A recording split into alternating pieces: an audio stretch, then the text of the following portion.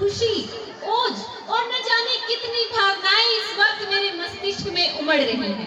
140 करोड़ लोगों का हिंदुस्तान, 280 करोड़ हाथों का हिंदुस्तान, विश्व को राह दिखाने वाला हिंदुस्तान, विश्व का गुरु बन जाने वाला हिंदुस्तान, दुनिया की चौथी सबसे बड़ी अर्थव्यवस्था का हिंदुस्तान, दुनिया को राह दिखाने वाला हिंदुस्तान, कभी न पीछे हटने वाला हिंदुस्तान। क्योंकि हिंदुस्तान सिर्फ एक देश नहीं है, हिंदुस्तान हमारी पहचान है।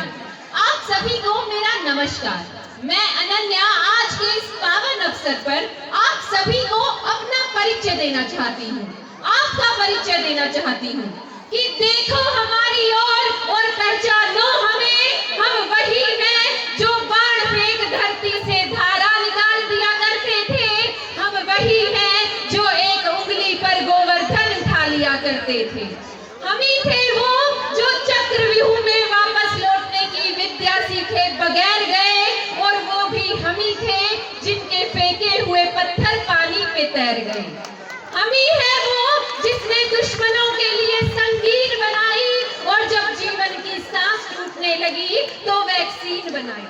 हम जाबाज हैं, उजियाले हैं, आंधियों से खेले हैं, बिजलियों के पाले हैं, दुनिया वालों पहचानो हमें, हम भारत वाले हैं, हम भारत वाले हैं। मैं उस भारत से आती हूँ जहाँ जनहित के लिए एक राजपुत्र सन्यासी हो जाता है। मैं राम के भारत से आती हूँ जहाँ पिता की एक आज्ञा पर बेटा सिंहासन छोड़ वनवासी हो जाता है।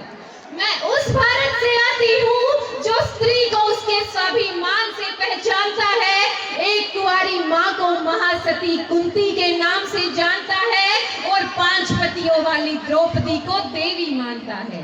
मैं उस भारत से आती हूँ जो ना कभी झुका है, ना रुका है, ना डरा है। मेरा भारत वीरता की वसुंधरा है और आज अपना परिचय इसलिए दिया क्योंकि प्रणाम करके परिचय देना हम भारतवासियों की परंपरा है, प्रणाम करके परिचय देना हम भारतवासियों की परंपरा है। अपने अंतिम क्षणों में एक फौजी की है ये फरियाद कि सरहद पे गोली खाके जब टूट जाए मेरी सांस, मुझे भेज देना यारो मेरी बूढ़ी माँ के पास। बड़ा शौक था उसे कि मैं घोड़ी चढ़ूं ढोल बजे, बड़ा शौक था उसे कि मैं घोड़ी चढ़ूं ढोल बजे, तो ऐसा ही करना, ऐसा ही करना, मुझे घोड़ी पर ले जाना और ढोल के बजाना और कहना माँ बेटा दूल्हा बन के आया है, बहू नहीं लाया तो क्या बारात तो लाया है, बहू नहीं लाया तो क्या बारात तो लाया है। मेरे पिता कहते थे कि या तो तिरंगा लहरा के आना या तिरंगे में लिपट के आना। उनसे कहना कि मैंने उनकी बात रख ली, दुश्मन को पीठ नहीं दिखाई है, आखिरी गोली भी सीने पे खाई है, आखिरी गोली भी सीने पे खाई है। मेरे छोटे भाई से पूछना कि क्या मेरा वादा निभाएगा।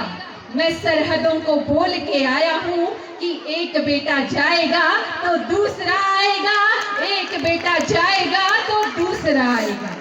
और मेरी छोटी बहना से जरूर कहना कि मुझे याद था उसका तोहफा, मुझे याद था उसका तोहफा, मगर अजीब इत्तेफाक हो गया, राखी से पहले भाई राख हो गया, राखी से पहले भाई राख हो गया। और वो कुएं के सामने वाला घर, 2 घड़ी के लिए वहां जरूर ठहरना।